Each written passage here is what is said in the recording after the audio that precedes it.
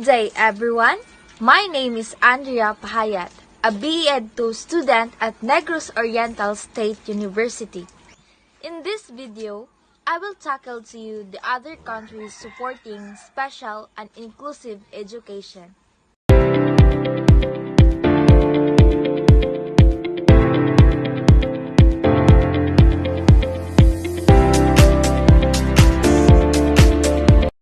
Special and inclusive education means making sure that all students, including those with disabilities or learning challenges, get the help they need to learn and be part of the school community.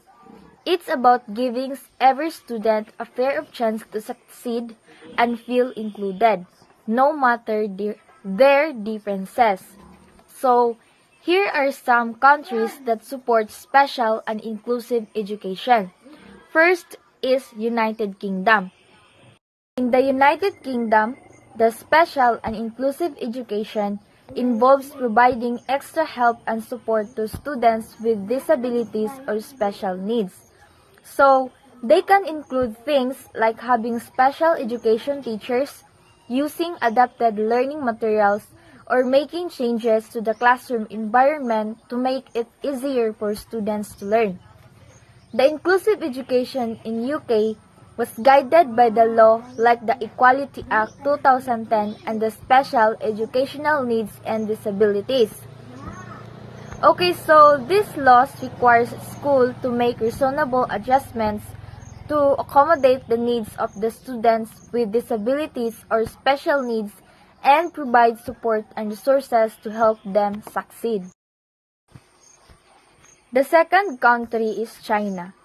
The special and inclusive education in China, it focuses on providing support and resources to students with disabilities or special needs, so they can learn effectively alongside with their peers. And it was also guided by the laws such as the Regulations with Disabilities and the National Plan for Special Education.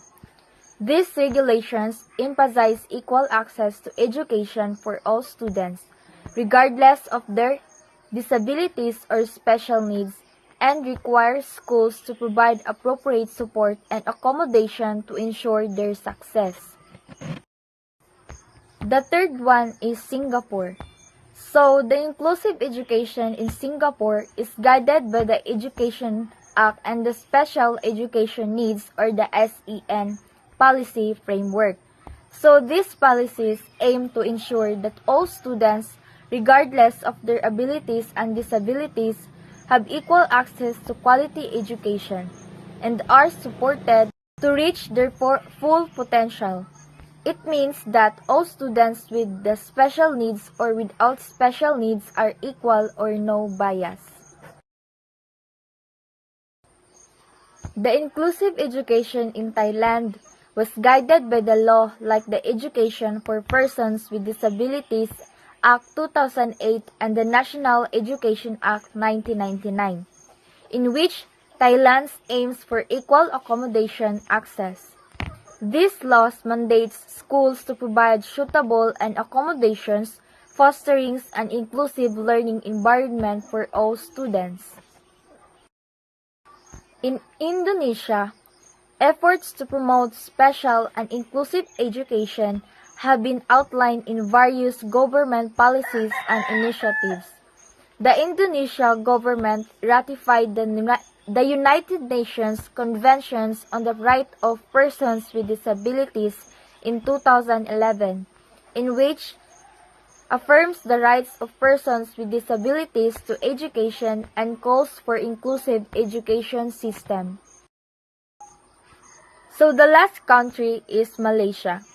The inclusive education in Malaysia is illustrated by the opportunity to gain access without gender bias to quality education, including at-risk children or adults. So when we say at-risk or those people being exposed to harm or danger.